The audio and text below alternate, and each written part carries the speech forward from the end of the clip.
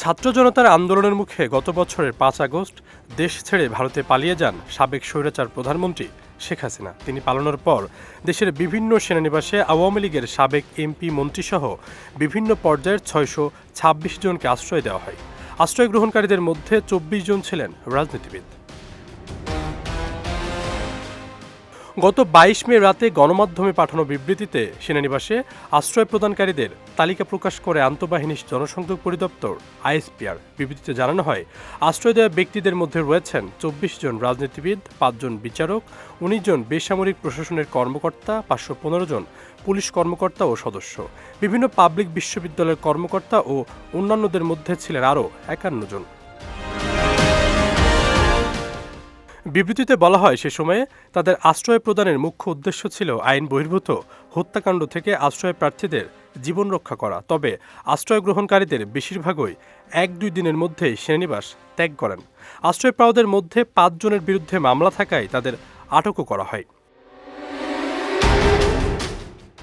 এতে আরও জানানো হয়, সেনানিবাসে অবস্থানকারী ও আশ্রয় প্রার্থীদের ব্যাপারে ২০২৪ সালের ১৮ আগস্ট আইএসপিআর আনুষ্ঠানিকভাবে সংবাদ বিজ্ঞপ্তি প্রকাশ করে। কিন্তু দুঃখজনকভাবে কিছু স্বার্থান্বেষী মহল উদ্দেশ্য প্রণোদিতভাবে বিভ্রান্তকর তথ্য ছড়িয়ে সেনাবাহিনীর ভাবমূর্তি ক্ষুণ্ণ করার পাশাপাশি জনগণের সঙ্গে দূরত্ব তৈরির অপচেষ্টা চালাচ্ছে।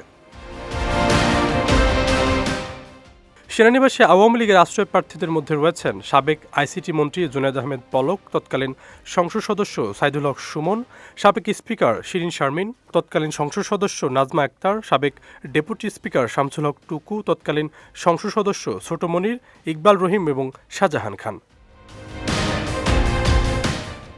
এছাড়াও তালিকায় রয়েছেন বগুড়া ৬ আসনের তৎকালীন সংসদ সদস্য রাগিবুল আহসান রিপু, বগুড়া ৪ আসনের তৎকালীন সংসদ সদস্য একেএম রেজাউল করিম, বগুড়া তৎকালীন সংসদ সদস্য জাকির হাসান, এম এ লতিফ, মাদারগঞ্জের তৎকালীন ইউনিয়ন পরিষদ চেয়ারম্যান মোহাম্মদ মাহবুব আলম, সাবেক সংসদ সদস্য কাবির নাবিল আহমেদ, PS2 সংসদ সদস্য সুজন সাত্তার, খুলনা সিটি কর্পোরেশনের তৎকালীন মেয়র তালুকদার আব্দুল খালেক, বাগেরহাট ৪ আসনের তৎকালীন সংসদ সদস্য Habibun Nahar, ward councillor SM Rafiuddin Ahmed, SM Faisal Ahmed Rana, Mithapukur উপজেলা তৎকালীন চেয়ারম্যান শরীফ কামাল, তৎকালীন মেয়র মোহাম্মদ ইকরামুল হক টিটু, বরিশাল সিটি কর্পোরেশনের কাউন্সিলর জিয়াউর রহমান বিপ্লব, সিলেট সিটি কর্পোরেশনের তৎকালীন মেয়র মোহাম্মদ আনোয়ারুজ্জামান চৌধুরী এবং হবিগঞ্জ ৩ আসনের তৎকালীন সংসদ সদস্য মোহাম্মদ আবু জাহির।